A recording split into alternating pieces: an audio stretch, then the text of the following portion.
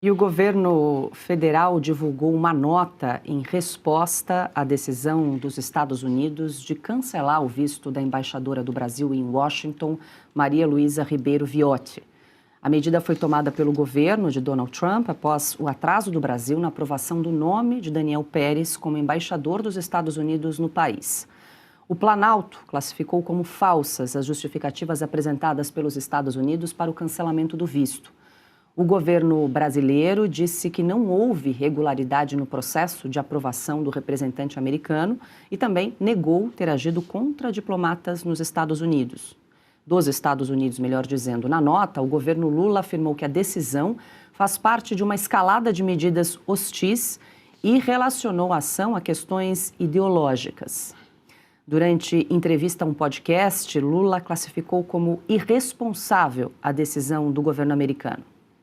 Que eu acho uma atitude, sabe, irresponsável, Parece birra, impensada, né? para um Parece país uma que tem 203 anos de diplomacia, de relação diplomática, não está desnecessário.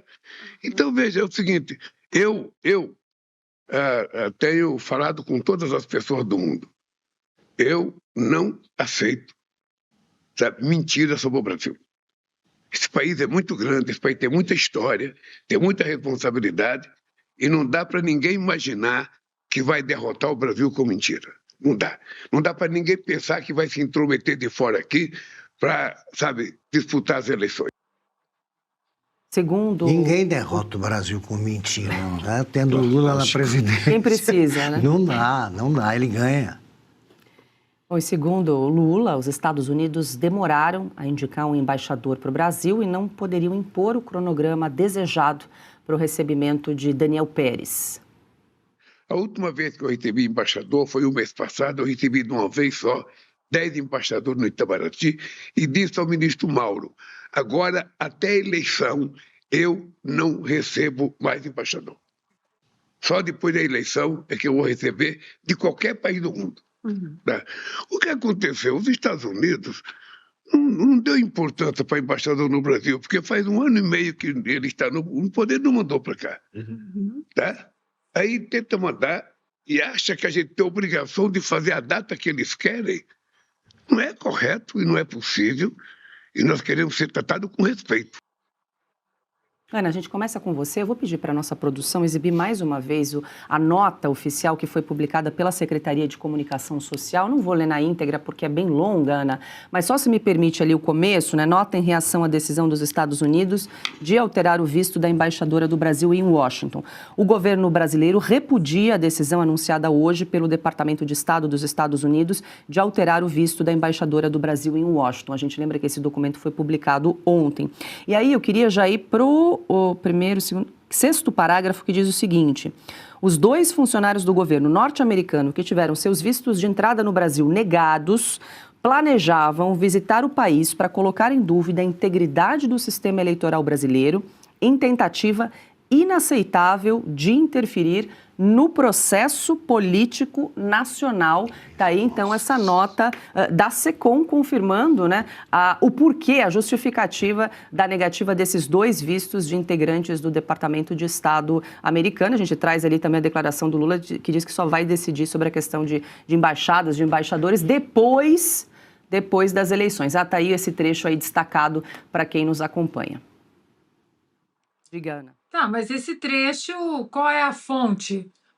Vozes da cabeça do Lula, porque esses 2 oficiais do Departamento de Estado, a missão oficial era várias reuniões. Eu repito o que eu disse ontem aqui, eu tive acesso aos convites, né, aos e-mails desses convidando certas pessoas no Brasil para essas reuniões e discussões sobre liberdade de expressão e principalmente sobre liberdade religiosa. Então, essa versão do Lula, claro que quando você discute liberdade de expressão, isso incomoda demais o sistema, isso incomoda demais os tiranetes em Brasília. Agora, o Lula fala sobre medidas hostis, né? Que ele não vai aceitar medidas hostis. Aquele visto negado do Darren Beattie, que é o responsável pelo Desk Brasil no Departamento de Estado, o visto dele negado para que ele participasse de algumas cerimônias e reuniões sobre terras raras no Brasil, não houve absolutamente nenhuma justificativa do governo brasileiro. Nenhuma. Eles não deram nenhuma justificativa. Simplesmente o visto do Darren Beattie foi negado.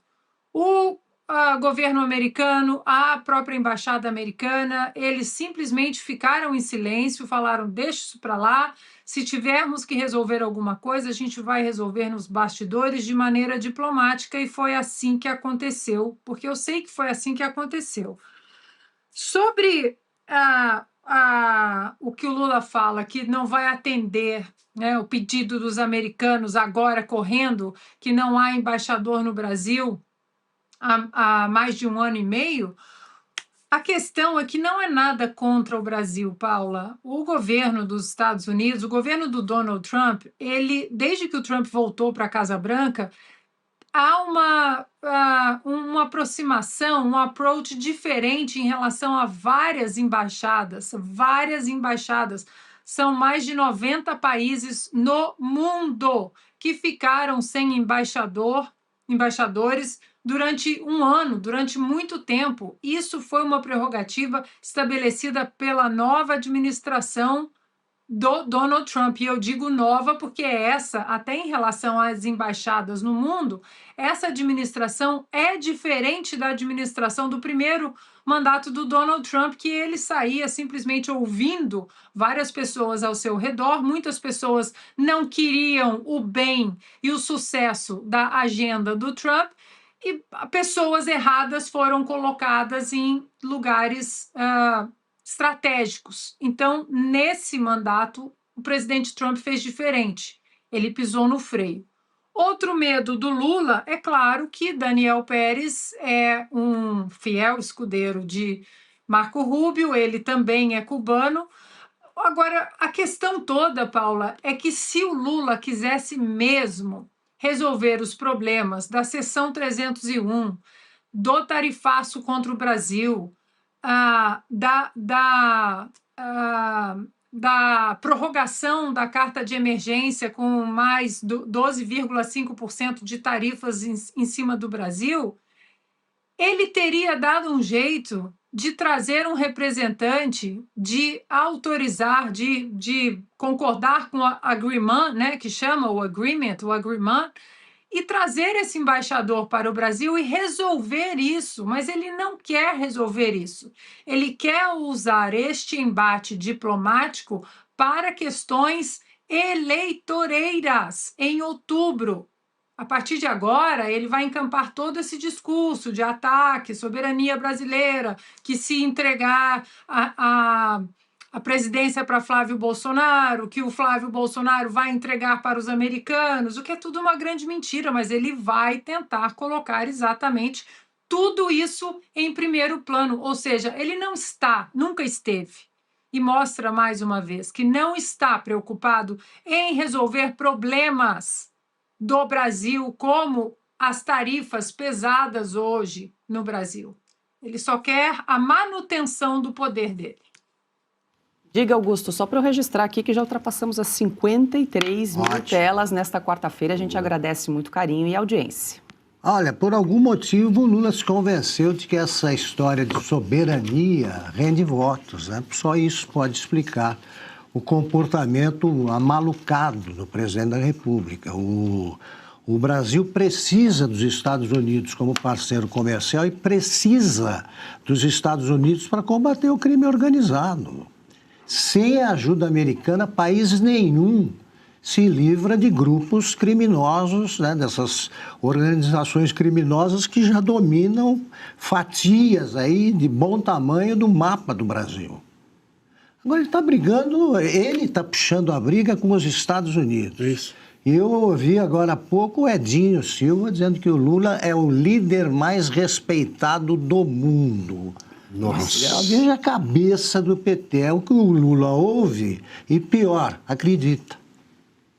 Pois é, Piotr, não dá simplesmente para virar as costas e dispensar um parceiro comercial como os Estados Unidos, nessa crise diplomática que tem se arrastado já há alguns meses. Não, ele disse assim, eu já disse ao Mauro Vieira, que é o ministro de Relações Exteriores, que ele não vai receber mais até a eleição. São 60 dias para a eleição. 2 meses, por que não pode dar a carta ali né? do embaixador?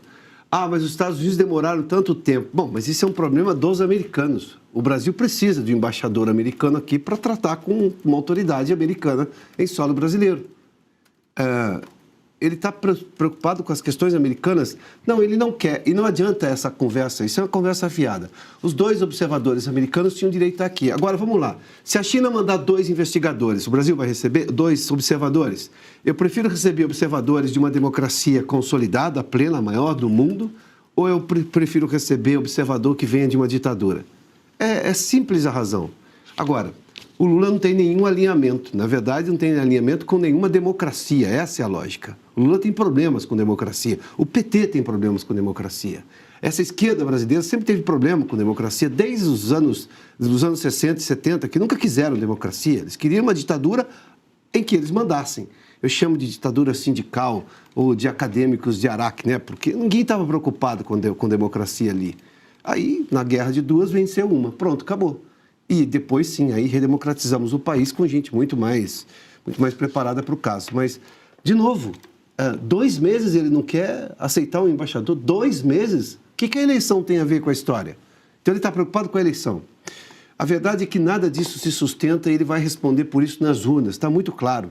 Todo dia tem uma novidade ruim para o governo, porque o governo é muito ruim. Sem contar que está entregando o país, vai deixar o país com uma dívida enorme, quase 11 trilhões, sem contar o que o governo está continuando a gastar, porque o governo não mudou a trajetória fiscal dele, ou seja, de fazer como qualquer dona de casa faz, como qualquer pai de família faz, gastar menos do que recebe. O governo gasta muito mais do que arrecada, e ele arrecada porque nós somos obrigados a pagar impostos, cada vez mais crescentes. Basta lembrar que o Haddad foi chamado de taxade, de tanto imposto que criou.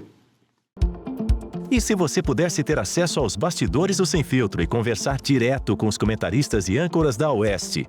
Agora, isso é possível com o Clube de Membros do nosso canal no YouTube. O clube foi criado para quem quer dar um passo além e fazer parte de uma comunidade exclusiva. São 3 níveis de assinatura, pensados para aproximar você da nossa equipe. No plano apoiador, você ganha destaque no chat, figurinhas personalizadas e acesso a publicações exclusivas na comunidade do canal. Quer estar ainda mais perto da Oeste? Nos níveis Engajado e VIP, nós liberamos acesso às lives fechadas com nossos apresentadores e comentaristas, nas modalidades mensal ou semanal. Você também participa de sorteios de livros e produtos da Oeste, além de acesso antecipado a vídeos e a uma visão direta dos bastidores do programa Oeste Sem Filtro. Faça parte do nosso clube de membros e tenha acesso a lives exclusivas comigo e com todo o time da Oeste. Se você acredita na importância de um jornalismo livre, independente e comprometido com os fatos, clique agora no botão Seja Membro e conheça todos os detalhes e vantagens de cada plano.